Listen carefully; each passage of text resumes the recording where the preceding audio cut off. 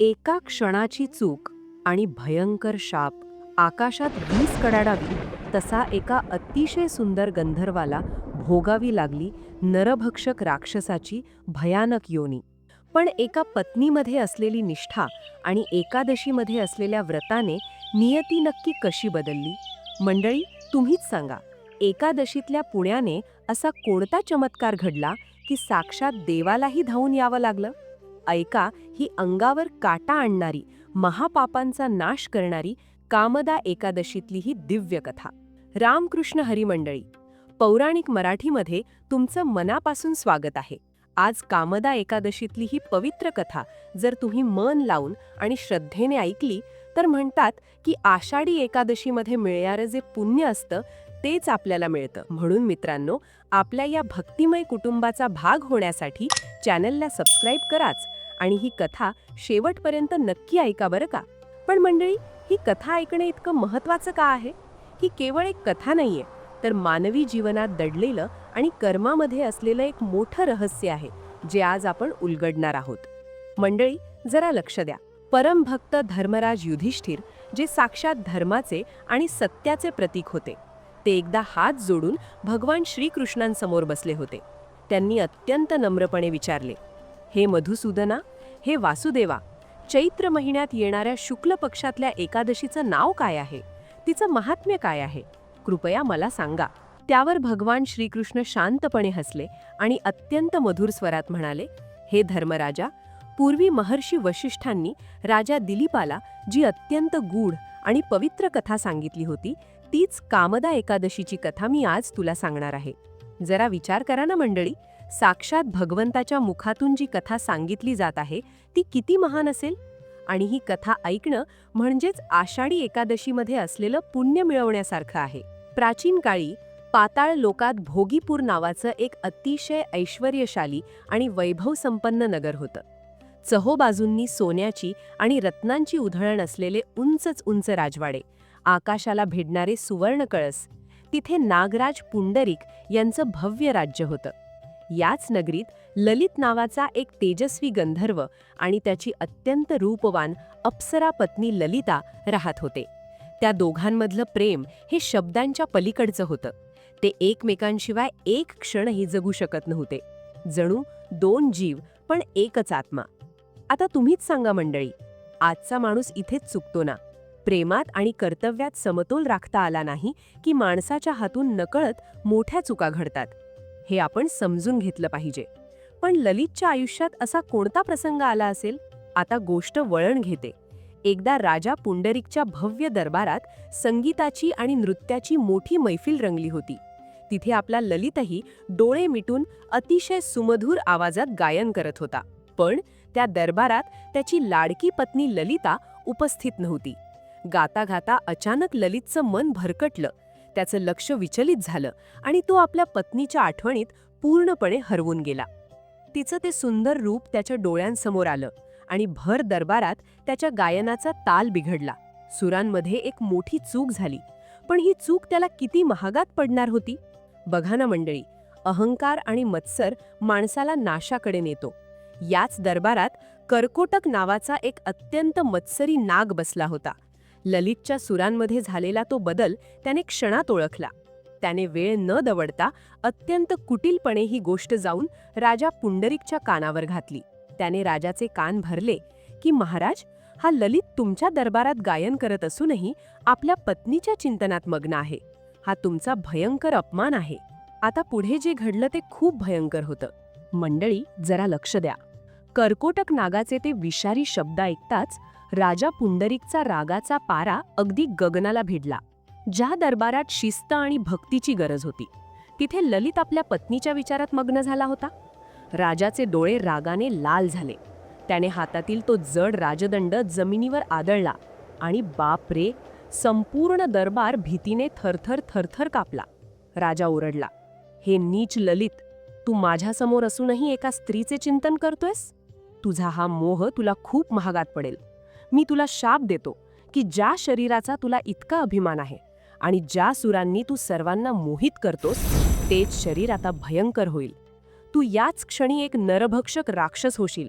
बघा ना मंडळी, राजाचे हे शब्द म्हणजे ललितच्या आयुष्यातील एक काळ रात्रच होती. अहंकार माणसाला नाशाकडे नेतो हे खरंय, पण इथे ललितच्या एका चुकीने त्याच्या सर्व पुण्याचा साठा संपवला होता.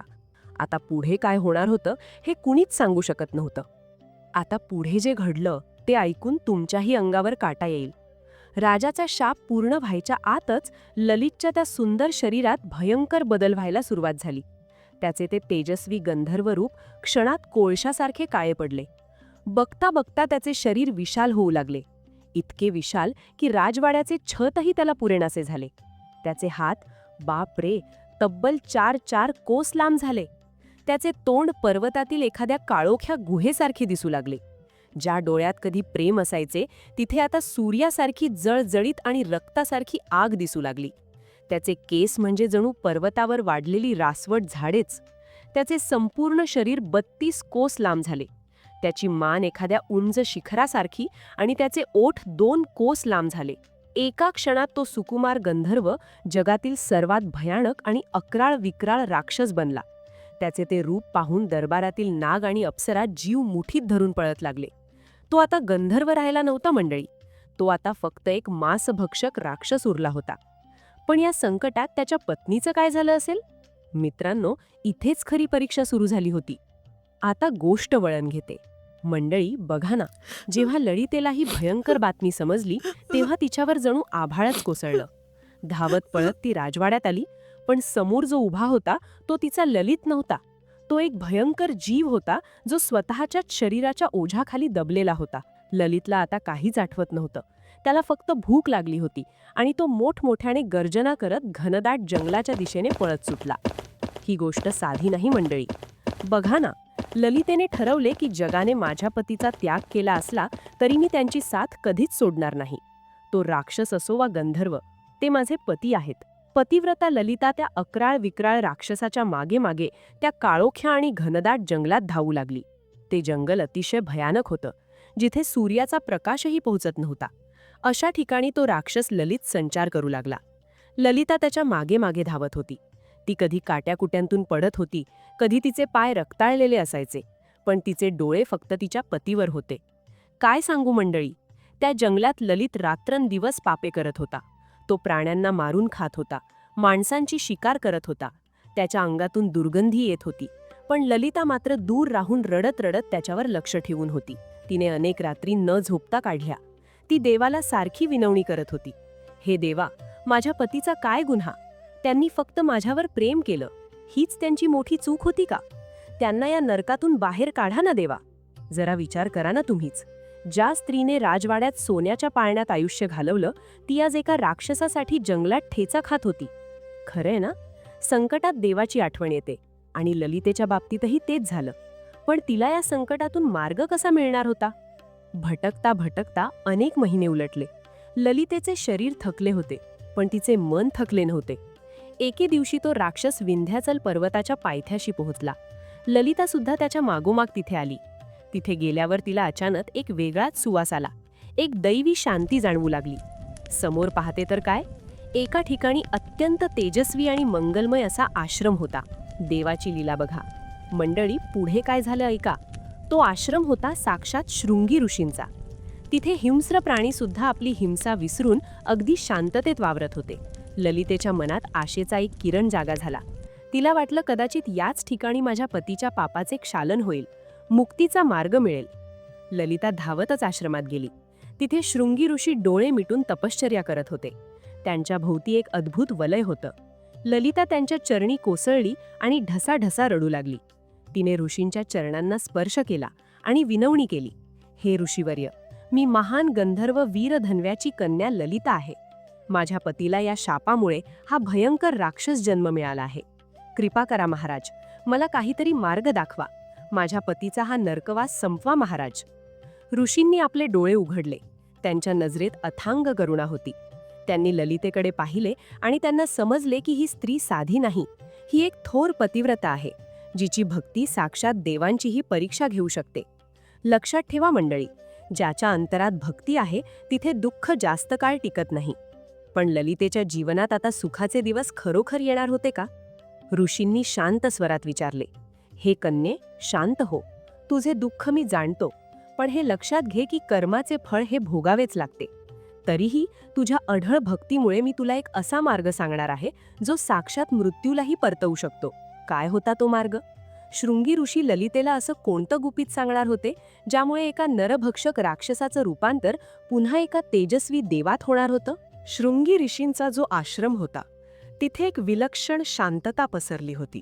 ललिता हात जोडून, डोळे मिटून ऋषी आता काय बोलणार याच विचारात होती.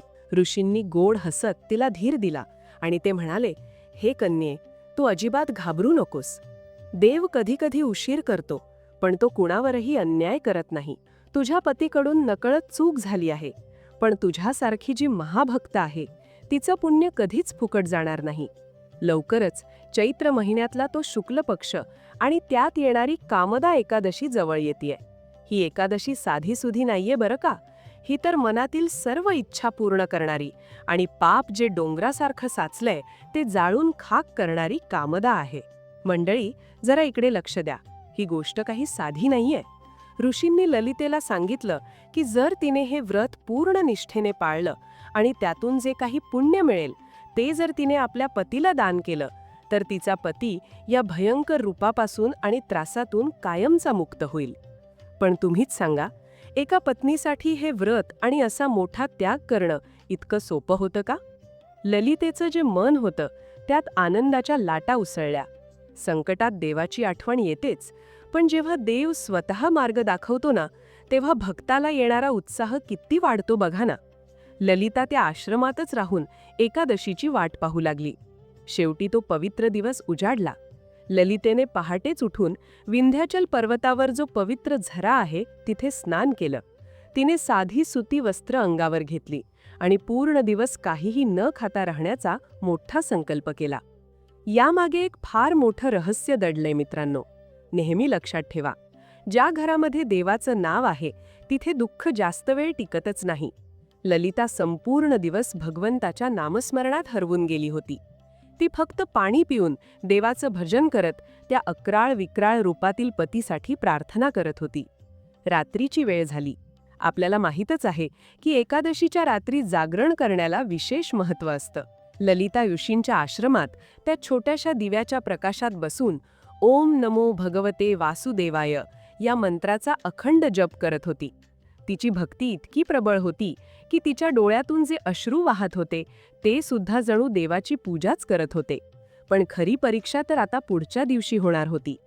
दुसऱ्या दिवशी द्वादशीची वेळ आली.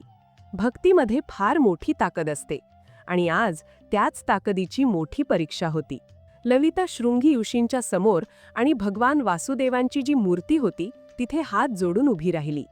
तिने आपल्या हाताच्या ओझळीत पवित्र पाणी घेतलं. आता ही गोष्ट एक नवीन वळण घेतेय. हा क्षण खूप महत्वाचा आहे. जरा विचार करा. ललितेच्या समोर तो 32 कोस लांब अतिशय भयानक झालेला तिचा पती ललित उभा होता. त्याला बिचाऱ्याला काहीच समजत नव्हतं. तो फक्त जोर जोरात ओरडत होता. पण ललितेने पूर्ण विश्वासाने आपले डोळे मिटले आणि ती मनापासून म्हणाली, हे जगदीश्वरा, हे वैकुंठपती, जर मी माझ्या पतीशी मनापासून एकनिष्ठ असेल, जर माझी भक्ती खरी असेल, तर मी आज जे कामदा एकादशीचं व्रत केलंय त्याचं संपूर्ण पुण्य, संपूर्ण फळ मी माझ्या पतीला, ललितला अर्पण करत आहे.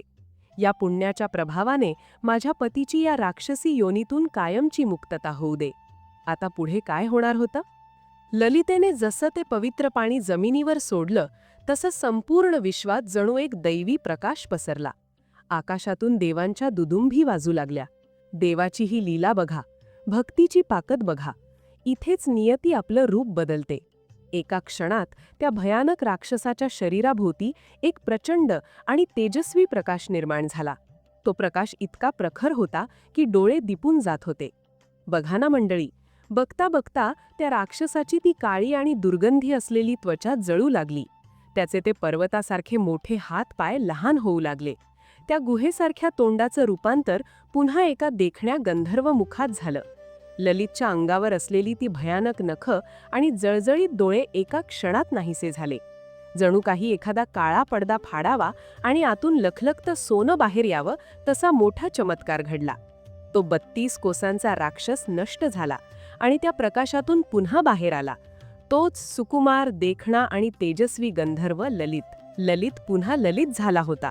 तो आता मांस खाणारा राक्षस राहिला नव्हता, तर पुन्हा देवांच्या गणातील एक श्रेष्ठ गंधर्व बनला होता.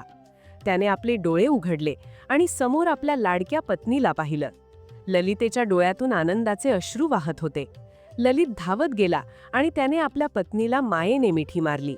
खरंच मंडळी, देव कधी कधी उशीर करतो, पण तो कुणावरही अन्याय करत नाही.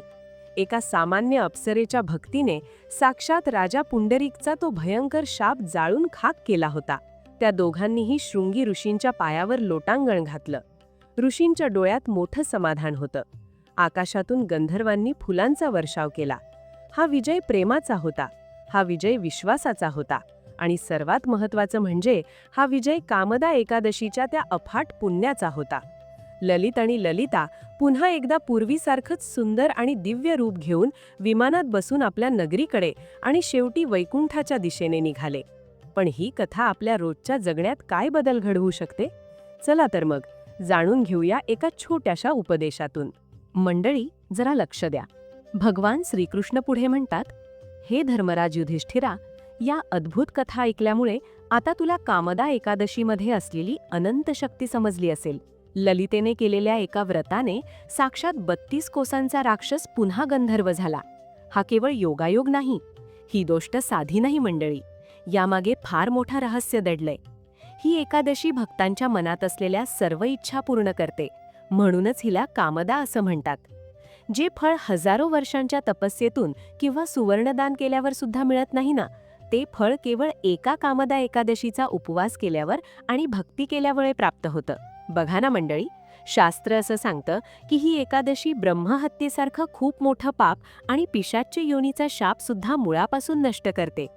जो मनुष्य ही कथा पूर्ण श्रद्धेने ऐकतो किंवा वाचतो, त्याला वाजपेय यज्ञाचं जे पुण्य असतं ते मिळतं.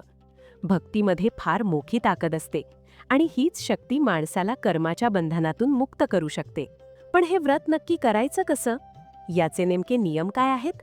आता आपण पाहूया की या पवित्र एकादशीचं व्रत नक्की कसं करावं. नेहमी लक्षात ठेवा, कोणतंही व्रत हे केवळ उपाशी राहण्यासाठी नसतं, तर स्वतःला भगवंताच्या अधिक जवळ नेण्यासाठी असतं. या दिवशी सूर्योदयापूर्वी म्हणजेच ब्रह्ममुहूर्तावर उठावं. पवित्र मनाने स्नान करून स्वच्छ वस्त्र अंगावर घ्यावीत आणि भगवान विष्णूंचं जे लक्ष्मीनारायण रूप आहे त्याची मनोभावे पूजा करावी. त्यांना तुळशीची पानं, फुलं आणि फळं अर्पण करावीत. सर्वात महत्त्वाचा नियम म्हणजे या दिवशी कोणत्याही प्रकारचं अन्न घेऊ नये. विशेषतः तांदूळ खाणं या दिवशी वर्ज्य मानलं जातं. जर शरीर साथ देत नसेल ना, तर केवळ फलाहार करून किंवा पाणी पिऊन हे व्रत करावं. आजचा माणूस इथेच चुकतो. तुम्हीच सांगा, आपण व्रत तर करतो, पण मनातला राग आणि लोभ सोडत नाही. खरं आहे ना? या दिवशी हरे कृष्ण कृष्ण कृष्ण हरे हरे, हरे राम राम राम हरे हरे या महामंत्राचा जास्तीत जास्त जप करावा. रात्रभर जागरण करून प्रभूची भजनं गावीत. दुसऱ्या दिवशी म्हणजे द्वादशीला ब्राह्मणांना दानदक्षिणा द्यावी आणि मगच स्वतःचा उपवास सोडावा. नियम तर समजले, पण या कथेतून आपल्याला कोणता मोठा धडा मिळतो? जरा विचार करा. मित्रांनो, आता या कथेचा सर्वात महत्त्वाचा भाग. यातून आपल्याला काय शिकायला मिळालं? राजा पुंडरीकचा अहंकार, ललितची एका क्षणाची चूक आणि ललितेची ती निस्सीम भक्ती. अहंकार माणसाला नाशाकडे नेतो. राजा पुंडरीक शक्तिशाली होता, पण त्याच्या रागामुळे त्याने एका सुंदर जोडीचं आयुष्य उद्ध्वस्त केलं. ललित गंधर्व होता, पण एका क्षणाच्या कामासक्तीमुळे तो रसातळाला गेला. पण ललितेने काय केलं? तिने आपल्या पतीची साथ कधीच सोडली नाही. संकटात देवाची आठवण येतेच, पण ललितेने संकटात देवावरचा विश्वास अधिक घट्ट केला. तिने जगाला दाखवून दिलं की देव भक्तांची परीक्षा घेतो, पण त्यांची साथ कधीच सोडत नाही. आजच्या जगात जेव्हा आपण छोट्याशा संकटाने डरमगून जातो ना, तेव्हा ललितेची ही भक्ती आपल्याला शिकवते की संकट कितीही मोठी असोत, जर तुमचा देवावर आणि तुमच्या प्रेमावर विश्वास असेल तर नियतीला सुद्धा आपले निर्णय बदलावे लागतात. हे आपण समजून घेतलं पाहिजे की जगात कोणतंही पाप किंवा कोणतंही संकट भगवंताच्या नामापेक्षा मोठं नसतं. देव कधी उशीर करतो, पण तो कुणावरही अन्याय करत नाही. ललितेच्या डोळ्यातील ते अश्रू आणि तिने केलेलं ते पुण्यकर्म साक्षात वैकुंठाच्या दारापर्यंत पोहोचलं. ज्याच्या मनात शुद्ध भाव आहे ना, त्याच्यासाठी साक्षात परमात्मा धावून येतो. मग श्रीकृष्ण पुढे काय आशीर्वाद देतात? देवाची लीला बघा. भगवान श्रीकृष्ण शेवटी म्हणतात, हे युधिष्ठिरा, जो कोणी हे कामदा एकादशीचं महात्म्य पूर्ण श्रद्धेने ऐकेल, त्याच्या जीवनातील सर्व दुःख दूर होतील आणि तो शेवटी वैकुंठ धामाला प्राप्त होईल. मित्रांनो, एकादशीच्या या पवित्र दिवशी भगवंत तुमच्या सर्व शुभ इच्छा पूर्ण करोत. तुमच्या घरात सुख, शांती आणि समृद्धी नांदो. नेहमी लक्षात ठेवा, ज्याच्या घरी नाम आहे तिथे दुःख टिकत नाही. त्यामुळे संकट येतील, पण देव सोडू नका. या कामदा एकादशीच्या निमित्ताने आपणही हाच संकल्प करूया की आपण नामस्मरणात राहू आणि आयुष्यातील प्रत्येक क्षण चांगल्या कामात घालवू. जर तुम्हाला ही पवित्र पौराणिक कथा मनापासून भावली असेल तर आपल्या पौराणिक मराठी चॅनलला नक्की सबस्क्राईब करा. हा व्हिडिओ तुमच्या मित्रमंडळी आणि नातेवाईकांना नक्की पाठवा, जेणेकरून त्यांनाही हे पुण्य मिळेल. आणि हो, कॉमेंटमध्ये जय हरी विठ्ठल लिहायला विसरू नका. चला तर मग पुन्हा भेटूया अशाच एका नवीन आणि रंजक पौराणिक कथेत. तोपर्यंत रामकृष्ण हरी.